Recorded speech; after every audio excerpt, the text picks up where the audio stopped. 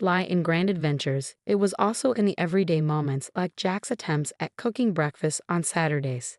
He wasn't a culinary master, but he had somehow perfected scrambled eggs and toast, which he proudly served with his less-than-perfect coffee. "I'm feeling scrambled eggs today. What do you think?" he'd ask, already making his way to the kitchen. "Only if you promise not to burn the toast this time," I'd tease back, adding, "and I'm taking charge of the coffee." One day, as we tackled the dishes together, a mundane chore that felt special because we did it side by side, Jack broached a topic we'd been avoiding. "Linda, we need to talk about, starting a family," he said, breaking the comfortable silence. I paused, holding a plate in my hands. "I know it's just scary, isn't it? What if it doesn't happen for us?" Jack turned to me, drying his hands on a towel. "Then we'll face it together. But we won't know until we try, right? How hard can it be?" He chuckled, a mix of nerves and affection in his tone. Famous last words, huh? But that's us. Whatever life threw at us, we tackled it together. Even when his mom started dropping hints about wanting grandchildren every chance she got, we handled it. "Linda, dear, when are you going to give me some grandbabies? You're not getting any younger, she'd say, her tone sugary but her message clear as day. I'd hold my tongue, flash a smile, and chirp, "We're on it, right, Jack?" And he'd chime in, "Mom, chill out, okay? These things don't happen overnight." But as time passed, the pressure mounted. It wasn't just from his mom, but from us too. We longed for a family, but it wasn't falling into place as easily as we'd hoped. Since Sophia found a new hobby in making my life tough, our home felt like a war zone, her sharp words the main ammo. It all boiled over during one Sunday lunch meant to be serene and easygoing. Right on cue, Sophia barged in uninvited just as we were about to dig in. The atmosphere turned tense the moment she stepped in, her eyes scanning the room like she was inspecting a battleground. "Well, isn't this a quaint little setup?" she sneered, eyeing the modest meal I'd whipped up. "Quite the effort, Linda. Looks like you've been slaving away in the kitchen all morning." Trying to keep the peace, I mustered a smile. "It's nothing fancy, Sophia. Just something simple and quick. Please, take a seat." As we settled at the table, she launched into her usual spiel. "Linda," Sophia began, her tone dripping with condescension, "I was chatting with Mrs. Charlotte the other day, and she mentioned how her grandson just became a dad. It got me thinking, when are you and Jack going to give me some good news? Time's ticking. My cheeks flushed with a mix of embarrassment and frustration. I glanced at Jack, hoping for some backup, but he suddenly seemed very engrossed in his meal. "Mom, seriously?" Jack finally mumbled, but it lacked conviction, and we all knew it. Undeterred, Sophia pressed on. "I hate to be blunt, but you're not getting any younger. You work hard for your money. Why waste it on Linda if she can't fulfill her basic duties as a wife? Hiring help for cleaning and cooking would be much more efficient, don't you think?" That was the last straw. "Sophia, I'm doing my best here," I blurted out. "It's not like I don't want kids. And as for the house and cooking, I didn't realize marriage came with a job description." Sophia scoffed. "Marriage isn't a free ride, Linda. You have responsibilities, and frankly, you're not meeting them." The air grew heavy with tension, and tears threatened to spill from my eyes. But what hurt the most wasn't Sophia's harsh words. It was Jack's silence. When he finally spoke, it wasn't in my defense. "Mom's right, maybe we should consider getting some extra help around here. It would take some weight off your shoulders too," he suggested. His words felt like a stab in the back. It was clear I was alone in this. In the days that followed, Sophia's visits became more frequent and her criticisms sharper. She'd scrutinize every corner of the house, pointing out any flaw. "You call this clean?" she'd sneer. "Looks like a pigsty to me." Then came the jabs about my appearance. "Is that what you're wearing? A wife should dress to please her husband. No wonder Jack seems exhausted. He comes home to this." I tried to stand up for myself. "Sophia, I dress for myself, not Jack. And he's tired because he works hard, not because of my outfit." But it was pointless. Sophia had made up her mind about me, and nothing I said seemed to make a difference. Jack's lack of support hit me the hardest.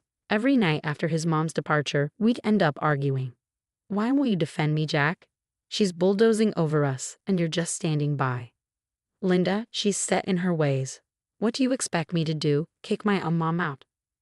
"No, but I expect you to be my partner, to stand with me, not her." It became evident that this went beyond Sophia's disapproval. It was about us, our marriage, and whether we could withstand the onslaught of Sophia's criticisms. As weeks passed, it dawned on me that this wasn't just a passing phase, it was a full-blown assault. If we didn't take action soon, there might not be anything left to salvage. Things between Jack and me had turned frosty ever since Sophia ramped up her criticisms. But it wasn't just our home life feeling the strain. Jack himself had started behaving oddly, and it wasn't solely because of work stress. There was something else, something unsettling. It all began with his phone. Jack used to be open about it, we had no secrets. But then he began leaving the room whenever he received a call. And it was always from the same person, Paul Work. One evening, I tried to sound nonchalant and asked, "Who's Paul Work?" Jack visibly tensed up, a clear sign of nervousness.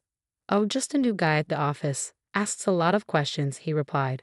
But there were more changes. Jack, who never cared much about fashion, suddenly started paying attention to his appearance. The graphic tees and worn-out jeans disappeared, replaced by crisp shirts, slacks, and even cologne. "Since when did you start smelling like a department store?"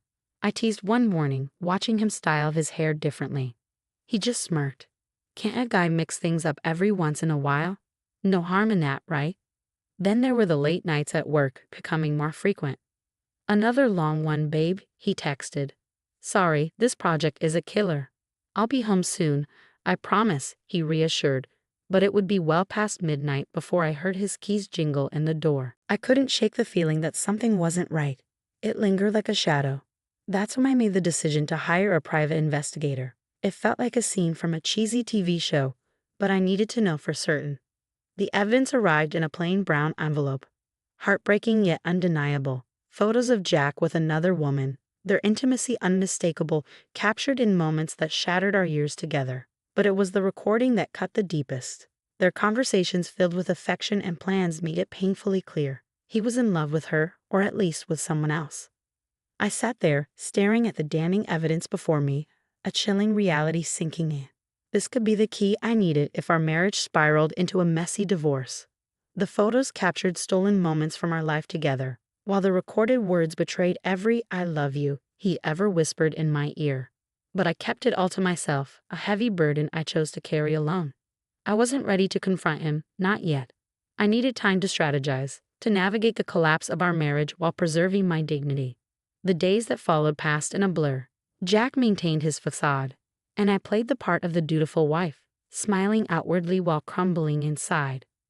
Our conversations became a delicate dance around the truth, each word carefully chosen, every laugh forced. "Are you okay?"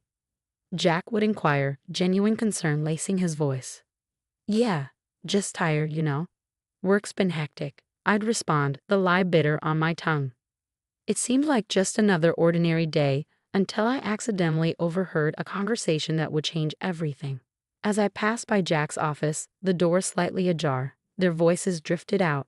It was Jack and his mother, Sophia, and their conversation wasn't casual. Their tones were serious, filled with purpose. "I can't keep this up, Mom. It's not just about having kids anymore. I don't feel the same way about Linda. It's like we're living together as strangers, not as a married couple," Jack admitted, his voice heavy with exhaustion. Sophia's reply was cutting. "Well, can you blame yourself? She hasn't given you a child. And what else has she really brought to this marriage? But let's not be hasty. My 65th birthday is approaching, and we wouldn't want to miss out on a generous gift from her, would we?" Her cynicism felt like a stab in the heart. They were using me, planning to keep me around just long enough to benefit from a lavish birthday present before discarding me. "Exactly, dear.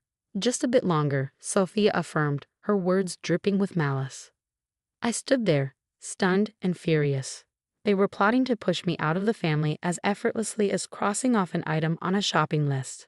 The pain ran deep, but it fueled a burning desire for vengeance within me. They thought they could manipulate me and discard me at their convenience. I was determined to prove that I wasn't just a pawn in their twisted game. A few days later, we gathered for a family dinner that felt more like a scripted performance than a meal. Sophia brought up her impending birthday with a smile that made my stomach churn. Leaning in, she asked, "So, Linda dear, what do you have planned for my birthday? Something special, I hope." I met her gaze calmly. "Actually, Sophia, I've been thinking of arranging a dinner at the city's most luxurious restaurant, an unforgettable evening. Her eyes gleamed with anticipation, and she exchanged a satisfied glance with Jack. They believed they had me cornered, but they didn't realize I was already 2 steps ahead. Oh, Linda, that sounds lovely. Just close family, keep it intimate, Sophia cooed, her voice oozing with insincerity. Absolutely, Sophia. We'll make it a memorable occasion, I replied, the words leaving a bitter taste in my mouth. The weeks leading up to Sophia's 65th birthday felt like a slow march towards a reckoning. Every smirk from her and every indifferent nod from Jack fueled my resolve.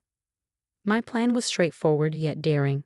Orchestrate a lavish dinner as a supposed gesture of affection, then unveil a monumental surprise. As with all well-laid plans, the devil was in the details. The night before the party, our home crackled with tension.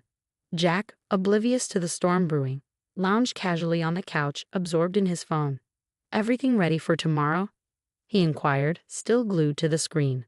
"You could say that," I replied, my voice masking the turmoil within. The day arrived, and as guests streamed into the opulent dining room we had reserved for Sophia's celebration, anticipation hung heavy in the air. My pulse quickened, not from nerves, but from the excitement of what was to come. Sophia, relishing the spotlight, luxuriated in the grandeur of her surroundings. "Oh, Linda, you've truly outdone yourself. This place is divine," she proclaimed loudly enough for neighboring tables to hear. As we settled in, the evening unfolded with a peculiar cheer typical of family gatherings. Laughter rang out, stories were shared. Then, as the dessert plates were whisked away, the waiter approached with the climax of the evening. The bill. He leaned in discreetly and murmured the staggering dinner costs. $66,000. I handed over my credit card, my action going unnoticed by most. Then, with a strained smirk, Jack decided to drop his bombshell. "Linda, it's time for the truth. I'm done with this, with us. I want a divorce." His words hung heavily in the air, suffocating the room. Before I could fully process his announcement, Sophia, sharp and unyielding, interjected. "Well then, now that's out in the open, it's best you leave, Linda. Tonight is about family, and well, you're no longer part of ours." The room fell into a hushed silence, every gaze fixed on me, awaiting my response. But I refused to crumble. With a composure I didn't truly feel, I rose from my seat, nodded, and departed without a word. The chill of the night air slapped against my skin as I made my way home, the weight of finality crashing over me in waves. By the time I reached Arno's apartment, I had a plan. I gathered my essentials, my numbness morphing into steely determination. This was the end of one chapter and the beginning of another. As I sealed my last suitcase, my phone buzzed incessantly. Initially, I ignored it, but curiosity got the better of me, and Sophia's voice erupted from the other end. "Linda, the payment didn't go through. You need to fix this right away," Sophia's voice demanded. The irony was bittersweet.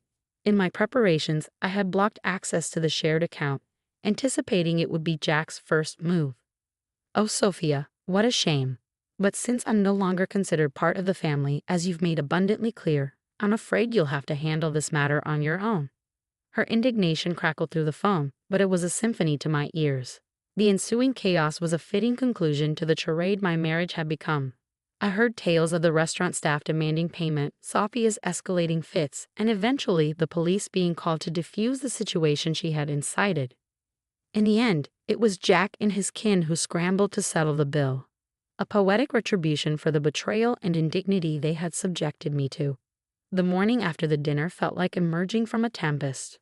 Armed with my plan, my determination, and a stack of divorce papers in hand, I returned to what once was our shared abode for the final time. The atmosphere was tense, palpable, as if it could be sliced with a blade. Jack and Sophia stood there, seemingly embroiled in a heated exchange. Their animosity toward me seemed to merge into a unified front of fury upon my arrival. "You've got some nerve showing your face here after last night," Jack spat, his features twisted in a mixture of anger and disbelief.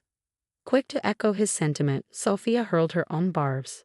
"Ingrate, you've brought shame upon us in front of the entire city. Do you comprehend the humiliation of having the police summoned on account of your actions?" People were laughing, filming. I met their fury with a composure I hardly felt. "Shame? Is that your primary concern right now?"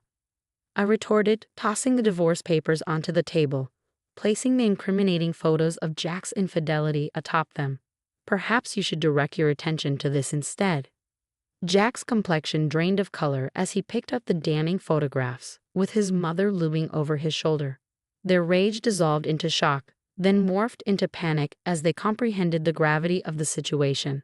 And let's not overlook the prenup, shall we? I pressed on, my voice unwavering. You stray, you pay, precisely $200,000. Sophia's features contorted into a snarl. You wouldn't dare. You can't do this to us. Oh, but I can, and I will, I retorted, my voice devoid of warmth, resolute in my decision. Recognizing the gravity of the situation, Jack altered his approach. Please, let's discuss this. We can find a solution. I couldn't suppress a bitter, mirthless laugh. Find a solution? You think a few words can undo everything? No, Jack, it's over. Sophia, ever the master manipulator, attempted to soften her stance, her tone dripping with false concern. Linda, darling, think about what you're doing. This will destroy us. That ship has sailed, Sophia. You should have considered that before. Their pleas shifted to desperate entreaties, their words a frantic attempt to salvage whatever remained. But my mind was resolute. I was done playing the victim, done with their deceit and manipulation. In the end, Jack had no recourse but to borrow money from his parents to settle with me. As I departed from that house for the final time, check in hand, I felt a burden lift from my shoulders. After all that transpired, I was finally liberated. I used the money from Jack to secure a down payment on a modest yet snug abode of my own. It's remarkable how much tranquility you can find in a residence that's solely yours, where each nook feels like a sanctuary away from the tumult of the past. Life is calmer now, and I wouldn't have it any other way. I have a job that keeps me occupied, amiable neighbors who offer nods and smiles, and a petite garden that's entirely mine to tend to. Occasionally, I catch wind of gossip concerning Jack and Sophia. Just the other day, while grabbing coffee from the local spot frequented by the community, I bumped into an acquaintance from the old neighborhood. After some polite chit-chat, they leaned in, lowering their voice, and whispered, "Hey, have you heard the latest scoop about your ex and his mom?" Their eyes gleamed with intrigue. I arched an eyebrow, intrigued yet detached. Can't say that I have. Do share. They seemed to relish divulging the news. Apparently, Sophia isn't too thrilled with Jack's new girlfriend. Rumor has it they're quarreling like there's no tomorrow. Puts your situation in a whole new light.